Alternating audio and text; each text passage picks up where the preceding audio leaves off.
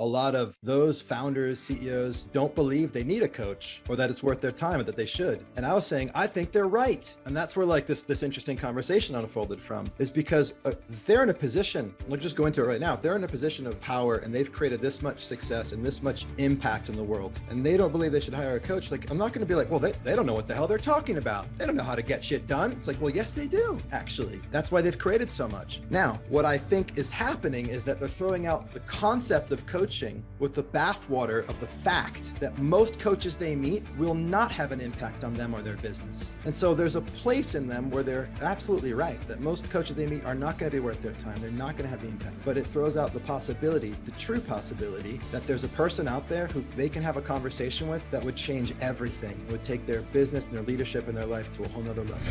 Welcome to Grow Think Tank. This is the one and only place where you will get insight from the founders and the CEOs of the fastest growing privately held companies. I am the host. My name is Gene Hammett. I help leaders and their teams navigate the defining moments of their growth. Are you ready to grow? Today's a special interview where we talk about coaching, but not from the perspective that you would expect. We talk about why you shouldn't hire a coach. The conversation about coaching is misunderstood, and I feel like this conversation will help you with some of the questions that go on in your head when you are considering hiring a coach or when you're considering something different than what you have now. But today we talk about why you shouldn't hire a coach, looking at 3 key questions in that journey. Our special guest today is John Patrick Morgan. John is a fellow coach. He is working with high-level entrepreneurs, leaders, and he also has a company called Creating Company. He talks about what that is, but the core of today's message is why you shouldn't hire a coach. What you'll get out of it is hopefully a different perspective and a belief around what coaching is and what it does for you. And you'll probably be surprised by some of the things we talk about, because it really will help you understand how to move forward in a different way. Because it really comes back to, are you willing to change the way you are today? Are you evolving? Or who are you becoming as a leader? Now, before we get into the interview, I want to kind of remind you that the core of my business is to help you become a great leader. In fact, the mission of our company is change the world through extraordinary leadership. I love the fact that I'm helping leaders create more impact in the world, create more space for their family, for themselves, and create more just success across the business and a team of people that are truly empowered and engaged around what they're doing. That is the core of my work. Now, if you're curious about what's next for you and how you evolve as a leader, what's getting in your way, then all you have to do is go to genehammett.com, schedule a call. I'm not here to sell you anything in that call, but I'm here to serve you, to help you figure out what's next. Maybe you shouldn't hire a coach, but we can talk about what's really going in your business, and you can make the decision for yourself from that conversation. But I want to serve you to the highest level. So if you want to be an extraordinary leader, just go to genehammett.com and schedule your call today. Now, here's the interview with John Patrick Morgan. John Patrick Morgan, how are you? I'm good, man. How are you? I am fantastic. We've known each other for years, but we rarely have a chance to be in the same room anymore. Exactly. Like a lot of us. Well, we're going to have an interesting conversation today. This whole episode is a very different take on what I typically do. I'm typically interviewing founder CEOs from fast growth companies, but you're a coach. You're helping a lot of amazing people see new things, do things differently. So I'm going to give you a chance to talk about your business just for a little bit, and then we'll go dive into the theme of this, which is why you probably shouldn't hire a coach. Yep, you got that right. Why you probably shouldn't hire a coach. So John Patrick Morgan, tell us about your company, Creating Company. Yeah, and it's just emerging, essentially. I've been coaching for 12 years and I've been an entrepreneur since I was a teenager, basically. I'm in my early 40s. And so over the last 12 years of being in conversation every day with people and helping them to create more in their life and their business, a philosophy has kind of emerged in the work. And just as organically, I started, clients started asking, could you teach me more about this? And so we've kind of organized the philosophy in the last few years. I have a team of coaches now that are working with me and teaching this and coaching in this philosophy. And so we're wrapping a company brand around that called Creating Company. And the central idea of Creating Company is that the perspective you take creates your whole experience. And so we help people to become conscious and aware of the perspectives they're taking on not just like, oh, do I think this is good or bad? Like actually how you're seeing the world, how you're seeing yourself, what you think life is, business is, money is, your whole definitions, your meaning making system, your perspective is a deep perspectives that you have. And that generates your beliefs and your experiences, which generate your actions, which generate your results. And so we help people to kind of get some agency at a really deep level of their construction of reality that shifts their way of being, that shifts their actions, that shifts their results. And we'll be talking in depth about that today, but that's essentially what we do. And we do it in conversation. And so you could call it coaching. We call it creating in dialogue, but it's very similar. Love it.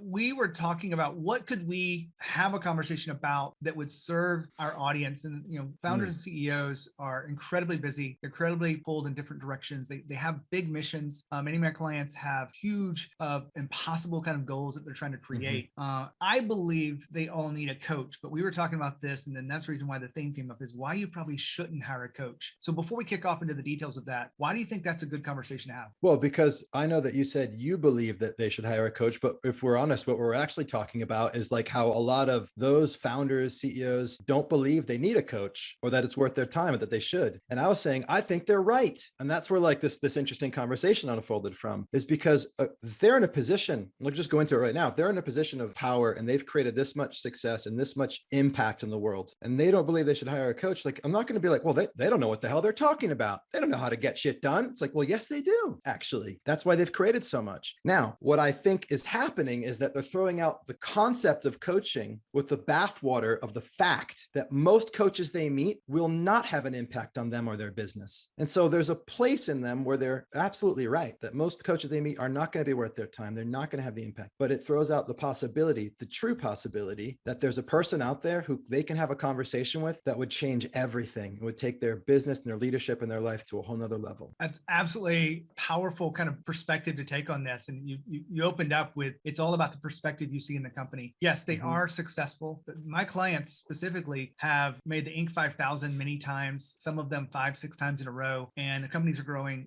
3 times, 5 times a year. So they're able to get a lot done, but yet there's still some things missing. And there's still wonder, do I need a coach or not? Do I just put my head down and do the work? I hear this all the time.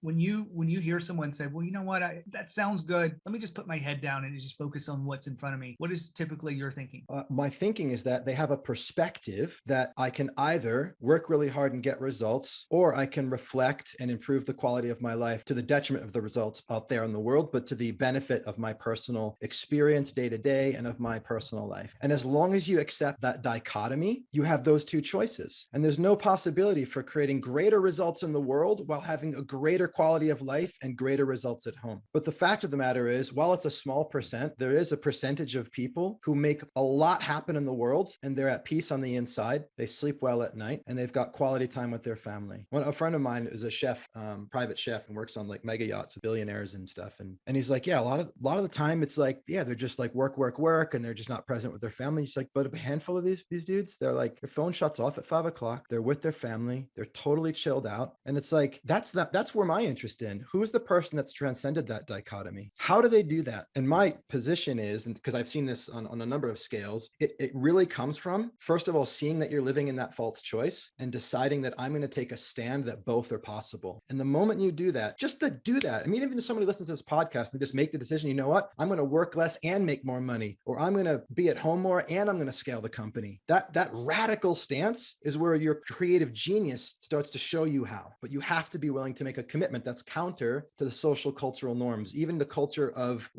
high level leadership. You might be the only one that you know who's willing to do that, but you're probably not the only one out there that is doing it. Now, hold on for a second. John Patrick Morgan just talked about quality time with family. And you may be wondering, what does that have to do with your leadership? Well, I think it has everything to do with your leadership, because when I'm working with leaders, it's a holistic approach. If their time with their family is suffering because they can't get the impact they want inside the business, the growth, the acceleration, they can't get the team empowered around this, then they're going to suffer in their quality time with family and quality time for themselves. But what if you could have both? I remember a client of mine who wanted to grow his business, and he knew that he couldn't put in more hours because that would impact the family. And he wanted to continue the business growing. And so he had to think differently. He had to be different. He had to show up as a different kind of leader. And I helped him figure out what was getting in his way and what beliefs he needed to reposition around this, and how he could have both the company growth and quality time with his family. Fast forward to today, he has both of those. He has the ability to be with the family on a regular basis. business. He's still going to work. He's still driving the business forward, but he's not spending every waking hour stressed and feeling the pressure of growing his business. I share this story with you because maybe you can relate to wanting both, but not sure how to get it. I want to help you get both of these. So just go to my website, genehammett.com. I'd love to support you. Schedule a call. We can talk about it. And that would be a great place to start our relationship. Back to John Patrick Morgan. I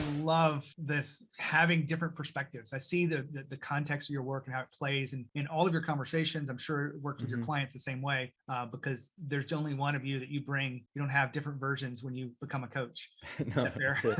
Yeah. JP Morgan, or actually John Patrick, I guess we're going by. Another question that comes up around this whole theme of why you shouldn't hire a coach is, is there an ROI to coaching? What is that ROI? And will working with a coach give me what I really need? When you get this ROI question coming up in your work, how do you look at that? Yeah. And I honor it. And once again, it's like, if you're worried or concerned, yeah, you should be. You understand the importance of ROI, which is why you've gotten to where you've gotten. And so let's look at that. So but the person coming in asking that, what's the ROI on my coaching going to be? They still don't understand how coaching is powerful, and they probably shouldn't hire a coach yet, because what they're doing is they're looking at coaching like, I put this money into this box called a coach and then value comes out of it. That's not how it works. Coaching is valuable when you, number one, identify what it is that you want to create as a return on that investment in coaching. And you look at what you put into it on top of the money as instrumental in creating that result. It'd be like hiring a fitness coach and being like, the ROI is I want to lose weight. Here's the money. Let's just sit back and relax. It's like, okay, let's see if I'm going to lose this weight. It's like, that's not how it works, man. Yeah. You pay the money and you do the work, and you're clear about the return that you want on that investment. And so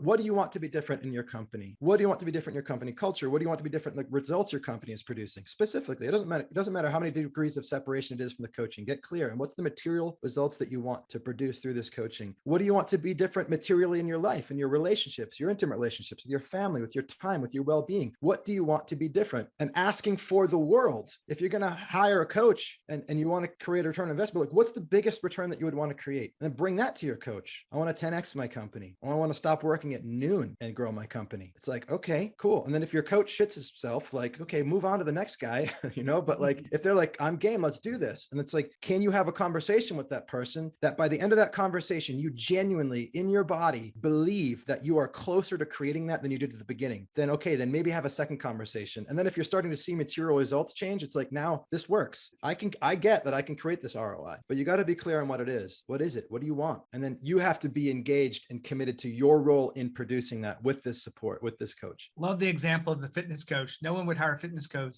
hoping to just sit back and on the TV and get thin or get ripped. The thing that comes up a lot in my world when this conversation comes up is that you have people that think coaching is something that we should look at it by the hour. Like most of the time there's a monthly fee to what we're doing, and there is a way to divide that into an hourly rate. And it's higher than most professions.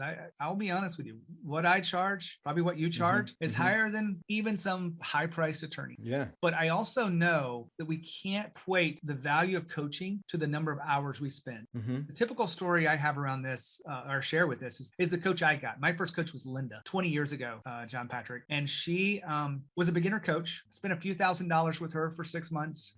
But I can trace back 2 questions in there that changed my world forever. One of them was, who are your most profitable customers? And that sent me into not just a moment of figuring things out, but absolutely years of figuring out for myself, for my clients, because the most profitable customers happen to also be the ones that are less needy, less demanding, and all of that. But one question can change our world. And that's what coaching is, finding that one question or 2 questions inside of our agreements. And I'm sure you've kind of had some similar stories in your journey. Yeah, I have. But here's a layer to that, to me, that's important, that maybe you're seeing it, maybe you're not, but like that question was asked of you inside the context of you making what at that time was, I would guess, a substantial financial commitment to this thing that you'd never really done before, right? So you invested thousands of dollars and somebody asked you a question. And in my experience, the fact that you've invested thousands of dollars in being asked that question creates your experience of the question, your attention to it, the meaning you make of it, the value you put on it, possibility for ROI you put on it. And so that's why when my clients invest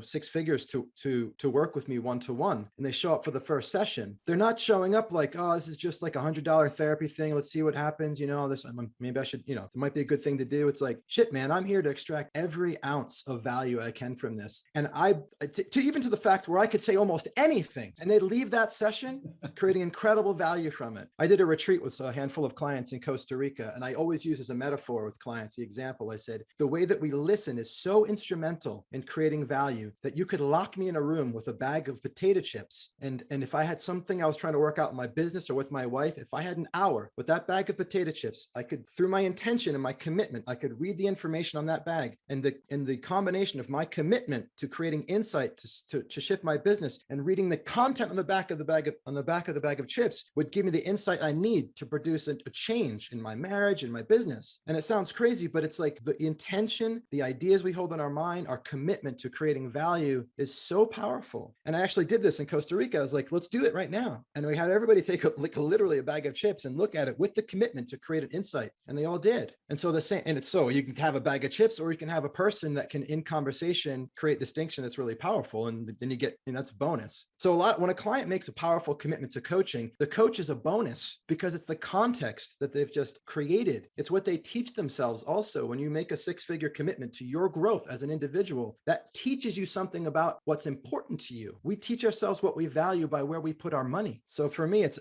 absolutely much more about the hourly rate. And if you're one of the best in the world, then your hourly rate should be one of the highest in the world. Now, hold on. John Patrick Morton just talked about investing 6 figures in working with him. Now, you may be wondering, how is that even possible? What's the ROI of something like that? Well, let me share with you the concept and add my story of what he talked about investing in yourself specifically. I remember hiring a coach about 5 or 6 years ago, and I was frankly struggling in my coaching business. I was trying to figure some things out. My clients were doing really well, but I wasn't making it, just being honest with you. And I hired a coach to help me figure out what was missing and what was going on. Yes, a coach can hire a coach, and it's actually very smart because I'd be a hypocrite if I weren't willing to embrace in my own coaching. And I remember investing in myself. At the time, it was a few $1,000s a month, and it was a pretty big investment for me based on where my business was. And a lot of people will say, you had a great coach, when I tell them that my ROI in the first 6 weeks was 100%, meaning I invested $3,000 a month. It was 12 months. I was able to create that level of income in 6 weeks. And everyone goes, you had a great coach, huh? And here's the funny thing. The first 6 weeks, I had not actually met with my coach. In fact, I had taken in a little bit of his content. I had read a few things, but the big difference, and I look at this, and I wrote about it in my book, The Trap of Success. I invested in myself, so I showed up differently. I knew that things had to shift. I was frustrated. I was going to make a change. It had nothing to do with my coach. I showed up committed to the transformation. Now, my question to you is, are you committed to your transformation? Are you committed to something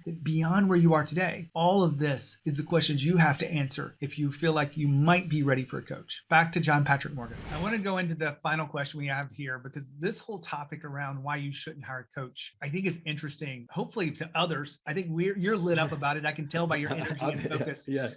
And it's probably a different conversation you've had on any other podcast you've ever been on. I think so. But the question I have here is it the right time for a coach? I think this plays in the mind of anyone that is considering leveling up, considering doing something different, being different, but they are so overwhelmed with the current responsibilities, the current schedule, the current focus, and they're already burning the candle at both ends, as my dad would say. But is this the right time for a coach? Yeah. What do you think about that question? My answer is yes. If you're asking if it's the right time for a coach, then it's now is the right time more than any time. And that's not some clever sales pitch and like some kind of like objection handling baloney. Let me actually give you a deep understanding as to why that is. So one of the deepest concepts in the creating perspective, the work that we teach, is doing is the seed and fruit of being. Doing is the seed and fruit of being. And what I mean by that is what we do plants the seed that becomes the tree, the thing that gives the fruit of who we are. Okay. And so when you do overwhelm. When you say, I just got to get through this right now. And then when there's a time when there's not so much going on, then I can do coaching. What you do by getting through is you teach yourself that you're a person that does overwhelm and that does getting through as a response to overwhelm. And then you hire a coach after the fact, after you've just spent a bunch of time teaching yourself that you're a person that does overwhelm. Oh, cool. So now let's go hire a coach to undo what I just taught myself 6 months ago when I met the coach. And so so I think this is the thing, that the deeper somebody gets this, the more power they have to create themselves differently. For me, the best reason to take an action is because of who it teaches me that I am. Like, for example, we're buying a house right now in Maui. We're inside of a rented house. We've got a lease much far beyond the closing date. We're not going to live here. I'm going to pay the whole lease anyway. Why is that? Because I'm committed. And if I try to get out or weasel my way out or something like that, it's like I'm teaching myself that I'm a guy that doesn't do what he says he's going to do. And that matters more to me than the money, because who I become and who I be is the source of tomorrow's actions. And so it's way more important for me that a person is showing up now in service of who they want to be than just trying to get through it and, find a later time. Now we've got more work to undo. When I work with clients in this area about, is it the right time? They're always coming to me because they wouldn't spend the time to talk to me about their business and about what's going on if they weren't feeling some kind of pressure or some kind of frustration. And then they question, is this the right time? Because I have all this going on. And I can easily look at them and talk about some of the things that they just aren't thinking about. They aren't thinking about the impact that that frustration has on their family. Yeah. Right. You talked about the quality time of family, but I ask questions about family inside my executive coaching. Why? Because I know that your family and spending time with your family, your kids, yourself is critical and essential to your overall success. Because if you get any level of wealth or any level of impact in the world and you don't have those things and people you love, you're going to regret it. And so I also think coaching is such a powerful way for you to actually get clear on your priorities and and basically learn what to not do. I'm sure that you have questions around or examples of this when you have to help your clients unlearn things. So as a final way to close up this episode, what are people unlearning when they're working with you? Well, I want to speak to the unlearning in exactly what you were just saying. When a person's feeling pressured and they're not realizing the impact that's having on their family and their home life, and they can awaken to that, what I find sometimes is that creates like a new level of stress, because like, oh my God, yes, this is impacting my family. And now I feel more trapped because like that sucks too. And I want to create more success here, but this, it's like I'm overwhelmed, and now I can see it's having an impact on everybody. It's like, oh my gosh. And this, the unlearning is the false choice. Going back to what I started with at the beginning, the unlearning is the idea that you have to choose between those two things, because I could easily twist the knife and get somebody to say, let me prioritize family and work less. I'm willing to, put my career at risk or to slow our growth so that I can be more with my family because I appreciate, that's important to me. And I would regret that at the end of my life if I didn't. So I could get buy-in by twisting the knife and having them connect with like deep down what matters to them. But I'm actually offering a higher level of liberation by saying, you don't have to choose between these. Believing that you do is what you want to unlearn. And it's so deep. And so the unlearning is to help a person to see how they're believing it and buying into it and living in this false choice and picking one or the other. Because people do the other thing too. People pick family over having an impact in the world. They don't create much impact in the world because they think in order to do so, they have to disconnect from their family. That's also a false choice. It's just not as obvious because they're not out there making stuff happen. And so I want people to be free of that. And so helping them to see how they're living that lie, either by making a lot of stuff happen or stuff not happening, that is what creates that next level of freedom and impact and joy and love and success, all of it. John Patrick Morgan, we've had an incredible conversation here about why you shouldn't hire a coach. I'm going to give you a couple of sentences here on why you should hire a coach. Yeah, go ahead. Oh, you're going to give them. You give me the sentence. You want me to give them? Yeah. Well, depending on the coach, you probably shouldn't hire a coach because most coaches aren't going to help you in a way that would be worth their time or your money. But you probably should hire a coach if that coach can help you see who you're being at a deep level. That's having you live inside some dichotomy that leaves power on the table. That's having you not be free where you could be free. That's at the level of being, the way you think about the world. This is the highest point of leverage for results in your life. How you interpret reality creates your experience, creates the actions you take, creates your results at home and at work. And if you can find a coach that can help you to shift that, it can change everything. And so when you find that coach, you should probably hire them because it's going to be pennies to the dollar to ROI. You're going to create so much return on that investment. Perfect. Awesome. John Patrick Morgan, thank you for being here on on Growth Think Tank, and thank you for sharing your wisdom. You're welcome. Thanks, Gene. Fantastic interview for you. And I want to kind of carry on the conversation here because John Patrick Morgan talked about who are you becoming? I have this question inside my coaching all the time. My theory is this: you are who you are, and you are being who you are being. And you have created exactly what you have today. It's a perfect system. If you're frustrated with life, if you're pulled in many directions, if you're not making the impact, it's not going fast enough, your family is suffering, you are feeling the pressure, anxiety, then you have created that. You've got to be willing to become someone else. You got to be able to let go of who you were to become the leader that you're meant to be. Now, I know that's kind of theoretical. What does it really mean? Well, a lot of my clients have this feeling that when they are showing up as a leader, they are being reactive. And if they're being reactive, then that happens to cascade throughout the organization, and the team is being reactive, and that causes a lot of stress and pressure. Well, that's all the perfect system inside this. But what's the truth? When they figure out that they need to become different and they need to become intentional, things start to change because they get to see from a different perspective that they can show up differently, that their team can respond differently in these situations, and their team can actually be intentional as well. That creates a better culture, better climate for success and performance, and all of those things are related. Now, I mentioned this to you in detail because if you are right now listening to this, if you can't identify who you're becoming, then you have a problem as you plan to evolve and be an extraordinary leader. And maybe your goal is not to be an extraordinary leader, but you want to be better than you are today. My hope is that you'll take a chance on yourself. Go to genehammett.com, schedule your call. Let's have a conversation that gets to the heart of who you are. Lay it all out there. Get naked, not literally, but really lay it out there. And I want to support you in that. A lot of people don't have a sounding board. They don't have what's really going on, someone to talk to. And I want to be that for you. If you are listening to this and you hear my voice right now, know that I'm talking about you. So all that being said, all you have to do is go to genehammett.com and schedule your call. I'd love to support you to be an extraordinary leader, the leader that your team deserves. When you think of leadership and you think of Growth Think Tank. As always, lead with courage. We'll see you next time.